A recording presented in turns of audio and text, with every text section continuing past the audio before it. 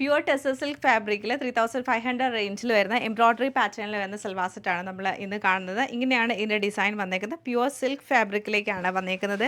അതുപോലെ ദാമൻ ഏരിയയിൽ നമുക്ക് ഫ്ലോറൽ പ്രിൻറ്റും എംബ്രോയ്ഡറിയാണ് ചെയ്തേക്കുന്നത്. ദുപ്പട്ട നല്ല ഭംഗിയായിട്ടുള്ള ദുപ്പട്ടയാണ്. ഇതാണ് ദുപ്പട്ടയുടെ പാറ്റേൺ. സെൻറ്ററിൽ ഫുള്ളായിട്ടും എംബ്രോയ്ഡറിയാണ്. കോട്ടൺ സിൽക്കിൻ്റെ ബോട്ടമാണ് ഇതിൻ്റെ കൂടെ പെയർ ചെയ്തേക്കുന്നത്. നല്ലൊരു ഡാർക്ക് ലാവൻഡർ ടോണിലാണ് ഈ സെറ്റ് നമുക്ക് വരുന്നത്. നെക്സ്റ്റ് പാറ്റേൺ നമുക്ക് ഇങ്ങനെയാണ് വരുന്നത്. ടോപ്പിൻ്റെ ഫ്രണ്ട് പോർഷൻ ഫുള്ളായിട്ടും ഇങ്ങനെ എംബ്രോയ്ഡറി വരും. ദാമൻ ഏരിയയിലും തിക്കായിട്ടുള്ള എംബ്രോയ്ഡറിയാണ്. ദുപ്പട്ടയെ നമുക്ക് ടെസർ സിൽക്ക് ഫാബ്രിക്കിൽ തന്നെ ഫുള്ളായിട്ടും എംബ്രോയ്ഡറി ആയിട്ടുള്ള ദുപ്പട്ടയാണ്.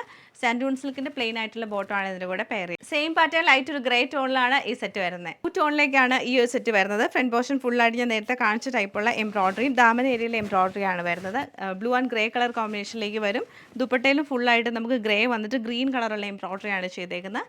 കോട്ടൺ സിൽക്കിൻ്റെ ബോട്ടമാണ് ഇതിൻ്റെ കൂടെ പെയർ ചെയ്യുന്നത്. 1350 റേഞ്ചിലാണ് ഇനിയുള്ള സെറ്റ്സ് ഒക്കെ വന്നേക്കുന്നത്. നല്ലൊരു ഡാർക്ക് ഗ്രേ കളർ ടോൺ വന്നിട്ട് പാനൽ പാറ്റേണിൽ നമുക്ക് ഫ്ലോറൽ പ്രിൻ്റ് ആണ് കൊടുത്തേക്കുന്നത്. ദുപ്പട്ടയും ആ ഒരു ഫ്ലോറിൽ തന്നെയാണ് വരുന്നത്. ഗ്രേ കളറിൽ, ഡാർക്ക് ഗ്രേ കളറിൽ ഫുൾ പ്രിൻറ്റഡ് ആയിട്ട് വരും. ഒരു വൈൻ കളറുള്ളൊക്കെയുള്ള ഒരു പ്രിൻ്റ് ആണ് വരുന്നത്.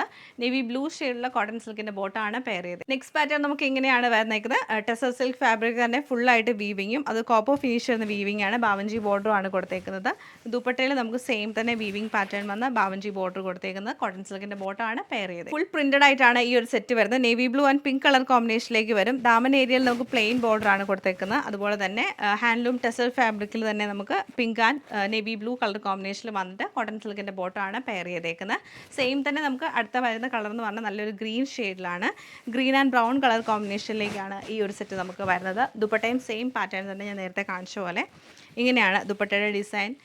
സാൻഡൂൺ സിൽക്കിൻ്റെ ബോട്ടാണ് ഇതിൻ്റെ കൂടെ പെയർ ചെയ്തേക്കുന്നത്.